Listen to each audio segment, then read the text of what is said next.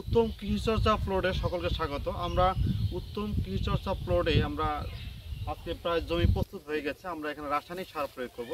আমরা জমিতে যে প্রবেশ পথটি আছে, প্রবেশ পথে ঢোকার আগে আমাদের জুতা এবং হাতে জীবাণুমুক্ত করে নিব।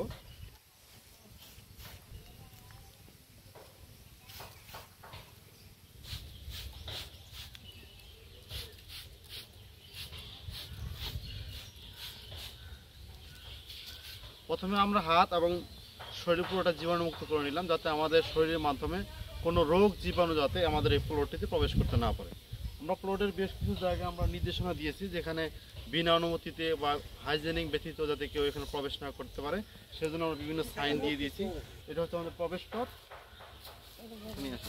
এই যে এটা হচ্ছে আমাদের যে প্লটটি আছে, এটার হচ্ছে লেআউট এবং প্লটের যে ম্যাপ, সেটি কোন প্লটটি কি পরিমাণ রয়েছে সেটির হচ্ছে একটা ম্যাপ, এবং প্লটের উত্তর দক্ষিণ এবং কোথায় প্লটের কোন প্লট রয়েছে, কোথায় সেচ নালা, কোথায় প্রবেশ পথ, কোথায় পানির উৎস, সকল কিছু আমরা এই ম্যাপে দেখিয়ে দিয়েছি।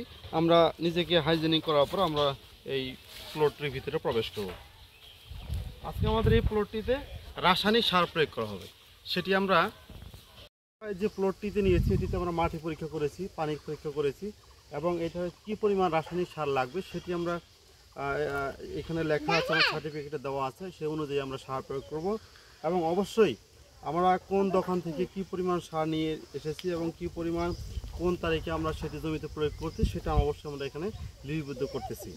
এবং সেই পরবর্তীতে যাতে আমরা জমিতে কি পরিমাণ সার প্রয়োগ করেছি সেই তথ্যটি আমরা এখানে সংরক্ষণ করে রেখেছি। আজকে আমাদের কি পরিমাণ সার প্রয়োগ করা হচ্ছে এবং কি কি সার প্রয়োগ করা হয়েছে সেটি আমরা লিপিবদ্ধ করে রাখলাম, সারের ডোজ এবং পরিমাণ সহ।